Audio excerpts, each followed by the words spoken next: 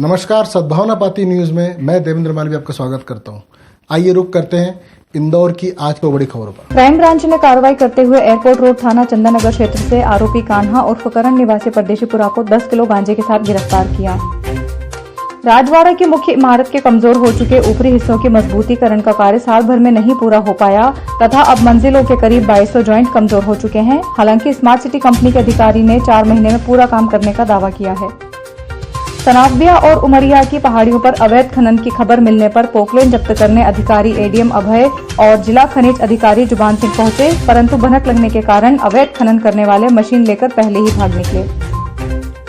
MP के अलीराजपुर में पदस्थ विवादित जिला आबकारी अधिकारी विनय रंगशाही और इनके रिटायर्ड डीएसपी पिता अशोक शीतल रंगशाही के विरुद्ध डीईओ रंगशाही की पत्नी फरहत नाजनीन ने इंदौर के भंवरकुआ थाने में महिला प्रताड़ना और तलाक नहीं देने पर जान से मरवा देने की धमकी देने का आरोप लगाते हुए मामला दर्ज करवाया।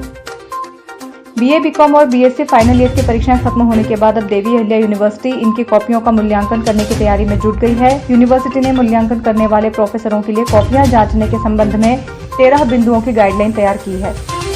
SGSITS ने एक सिस्टम तैयार किया है जिसमें विद्यार्थियों की ऑनलाइन अटेंडेंस का रिकॉर्ड रखा जाएगा। अब संस्थान ने विद्यार्थियों को परीक्षा में एंट्री के लिए 75% उपस्थिति अनिवार्य करने का निर्णय लिया है, जिससे विद्यार्थियों की पढ़ाई का नुकसान भी नहीं होगा।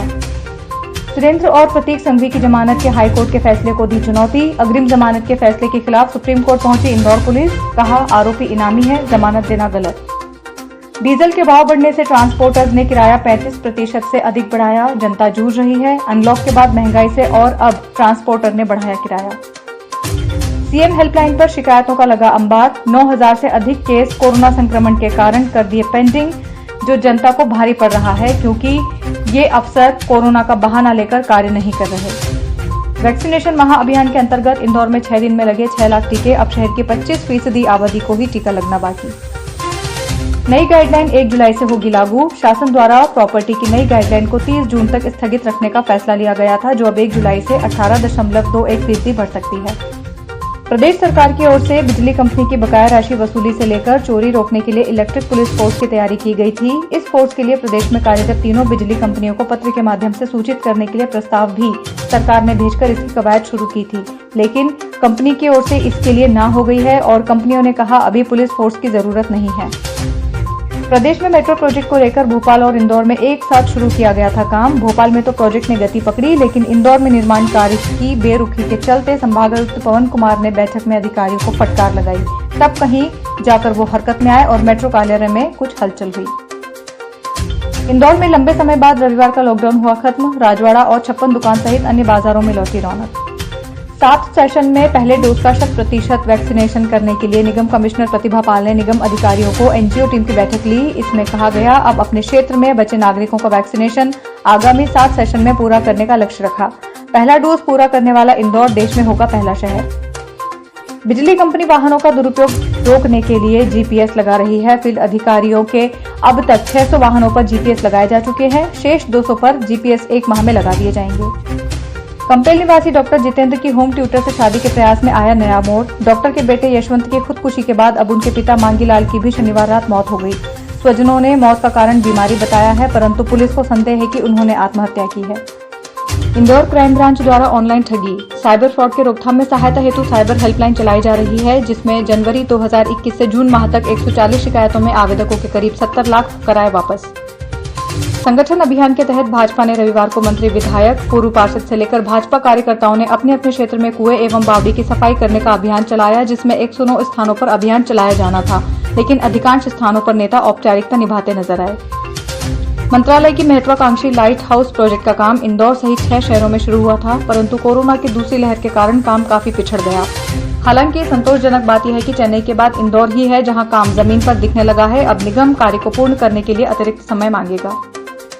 कोरोना काल में डिस्पोजेबल हैंड ग्लव्स की खरीदी में हुई मनमानी को लेकर शुरू हुआ विवाद अब ईओडब्ल्यू और लोकायुक्त तक पहुंच चुका है। शिकायतकर्ताओं का कहना है MP public health service corporation limited के अफसरों ने जानबूझकर केरल की सेंट मेरी रबर्स प्राइवेट लिमिटेड को करोड़ों का फायदा पहुंचाया है। प्रदेश में कोरोना संक्रमण कम होने के बाद राज्य के सहकारी निर्वाचन प्राधिकारी कार्यालय अब प्रदेश की 5000 सहकारी संस्थाएं जिनका कार्यकाल समाप्त हुआ लगभग 2 साल हो गए हैं, उनके चुनाव कराने की तैयारी में है। निगम कर्मियों की लापरवाही से शहर हुआ पानी पानी, दांव पर लगा वाटर प्लस। निगमायुक्त ने अफसरों पर नाराजगी जाहिर करते हुए उनको निकम्मा, बेशर्म तक कहा और कहा ड्रेनेज की टीम कोई काम नहीं करती, बस नेतागिरी करवा लो इनसे। नगर निगम आयुक्त प्रतिभा पाल ने सभी जोनल अधिकारी, सीएसआई सहायक राजस्व अधिकारी को निर्देशित किया है कि किसी भी संस्थान, दुकानों पर बकाया कर जमा नहीं करने की जानकारी मिले तो उसे सील करने की कार्रवाई की जाए।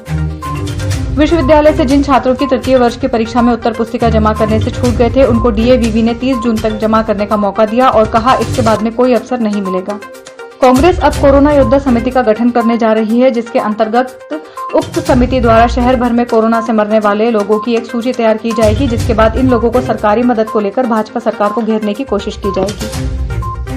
एक व्यक्ति ने पहचान छुपाते हुए रमेश प्रजापत निवासी न्यू लक्ष्मी नगर ग्रीन पार्क के मकान में खुद को दिनेश चौहान बताकर मकान किराए से लेकर एक महिला के साथ रहने लगा और मकान मालिक से 2 लाख की ठगी की।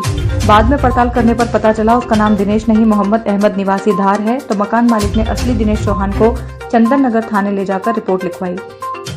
विकास प्राधिकरण ने अपने भूखंडधारियों को बड़ी राहत देते हुए निरस्त किए भूखंड को पुनर्जीवित करने के लिए अपने व्यय नियम में संशोधन कर गाइडलाइन का 5% प्रीमियम जमा करने के साथ ही 2% लीज रेंट की बढ़ोतरी पर भूखंडों को रेगुलराइज करने का नियम पारित किया।